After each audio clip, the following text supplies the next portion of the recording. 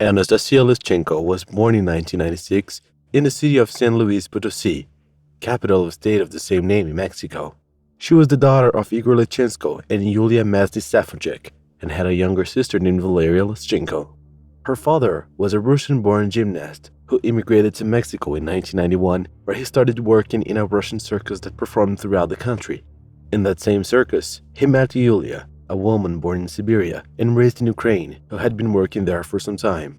The two started a relationship that got more and more serious until in 1995, Yulia got pregnant and they decided it was time to leave the circus so they could start a family. The couple then moved to the city of San Luis Potosí, and a year later, in 1996, Anastasia was born. They even went as a family to a TV show called A New Day, where they performed. Anastasia was a normal child. Her father described her as a little girl, sweet and caring. To support her family, Igor Lichenko got a job as a coach for young gymnasts. Until in 2001, the family moved again, this time to the city of Tijuana in the state of Baja California. The family decided to move to Tijuana as the city at the time had more job opportunities for Igor. 2 years later, in 2003, the couple's second daughter, Valeria Lischenko, was born. Valeria was born with several complications and physical disabilities. She also had Asperger's syndrome, an autistic spectrum condition, and needed special attention from her parents. A few years later, Igor and Yulia break up. According to a journalist named Max Ob who met Yulia in March 2014, Igor didn't help the family much, as so Yulia and the girls began to be in need. Yulia lived only on Igor's pension, and she couldn't work outside because of Valeria, who had special needs. As she got older, Anastasia became a troubled girl, quite different from the sweet, caring child her father had described. At just 14 years old, she was already using alcohol and lots of drugs, and also began to prostitute herself in order to support her addiction. Because of this, the fights with her mother were constant. Neighbors and family friends even reported that arguments between the two were common, and that most of the time the reason was because of the drugs Anastasia took at home.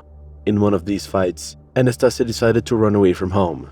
Yulia was very worried. She even informed the police and also posted on Facebook about her daughter's disappearance so that people would help her. After a few days, Anastasia returned home as if nothing had happened, and Yulia thanked everyone on Facebook who helped her and said that her daughter had returned safely. This same episode would be repeated twice more, pushing Yulia, Anastasia's mother, to the limit. The family even put pictures of the girl on billboards when she disappeared again, and the whole city was sensitized, as they thought she had been kidnapped by some drug cartel, something very common in Mexico. Well, again Anastasia came home safe and sound after a few weeks. Igor, the girl's father, realized that his daughter needed help, so he, along with some friends, decided to commit her to a rehabilitation center. At that center, the doctor said that Anastasia could not be treated there, as the young woman was very difficult to deal with and was causing problems with other inmates. Igor then took her to a consultation with a psychiatrist, and he said that Anastasia had no intention of getting better, and that if she continued like this, she would get worse and worse. Although the young woman's father saw a slight improvement in her after she was released by the doctor, Anastasia only got worse. As time went on, she became more and more dependent on drugs and more aggressive with her parents, and sometimes even with some friends. The arguments and fights with her mother also got worse, as Yulia didn't agree at all with the life that Anastasia was leading. On June 7, 2015, the story had a tragic and macabre outcome. Anastasia had just come home from having spent the day doing drugs with friends. Her mother Yulia was in the bedroom sleeping, and her younger sister Valeria was in the living room watching TV. Anastasia then went to her room and, lying in bed, claimed to have heard voices telling her to kill her mother because she was a witch. According to Anastasia, she had been hearing voices for weeks, and that only on that day she decided to follow the orders that those voices gave her. First, the young woman went to her computer and started doing research such as what is the fastest way to kill a person, how to dismember a body, how long do you have to wait to dismember, how to make cuts in dismemberment, and various other research that would help her in the crime. After that, Anastasia would have heard the voices again. She then took a rope and went to her mother's room. Upon arriving in the room, she saw that her mother was asleep, so she approached slowly so as not to wake her, and then put the rope around the victim's neck and tied it in a knot. Making sure the rope was securely fastened around the mother's neck, she pulled with all of her strength. She says that her mother woke up and tried to fight, but still couldn't get free. She also said that it took her about half an hour to kill her mother, as every time she thought she had killed Yulia, she would let go of the rope, but her mother had just passed out and she would then go back to strangling her again. A neighbor even heard screams coming from the house, and didn't call the police because arguments and fights were constant there, so he thought it was no big deal. After managing to end her mother's life, Anastasia says the voices ordered her to go after the sister, Valeria Leszczenko, only 12 years old. As I already mentioned in the beginning of the video, Valeria suffered from various complications and physical disabilities. She also had Asperger's syndrome, and it is said that she could barely speak. Anastasia found her sister in the room, lying on the bed, and just like she did with her mother, she approached and put the rope around the girl's neck. But before continuing, Anastasia lay on the bed next to her sister and gave her a hug, after which she took her sister's life. Anastasia said that it was much easier to take her sister's life because in addition to being lighter, she almost didn't react. After committing the crime, Anastasia decided to go for a walk on the beach and smoke while the bodies cooled down, as she had read in the internet that it was easier to dismember the body when it was cold. During this walk, Anastasia claims that the voices ordered her to rip out her sister's eyes and her mother's heart.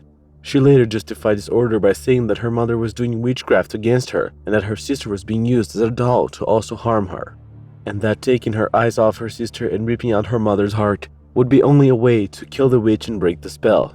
Upon returning home, Anastasia ripped out her mother's heart and then tried to gouge out her sister's eyes with a spoon, but she couldn't, so she took a knife to remove them.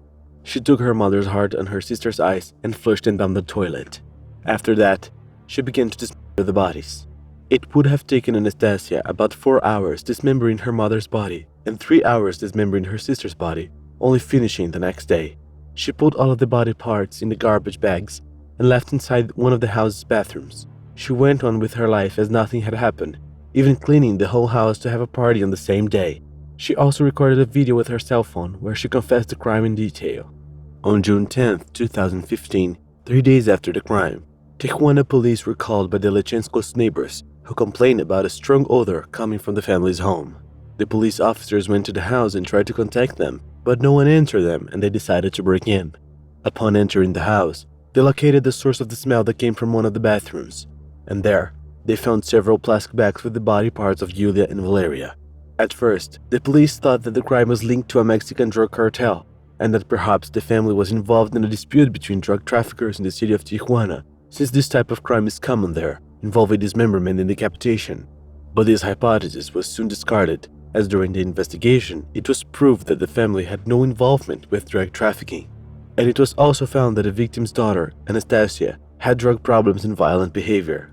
Until then, Anastasia had not appeared and she became the main suspect in the crime.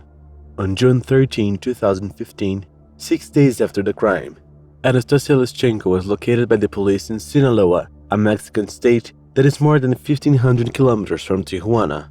She showed no resistance and cooperated with the police.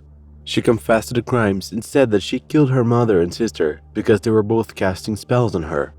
On the 4 occasions she was interrogated, Anastasia confessed to the crime, telling exactly the same version of the events. However, when her lawyer appeared, she changed her version and said that she only confessed it because she had been threatened, assaulted, and abused by the police. Despite everyone knowing that this was a desperate and unscrupulous act by the defense, Anastasia was released because, according to the judge responsible for the case, the Attorney General didn't provide enough evidence to put the accused in jail.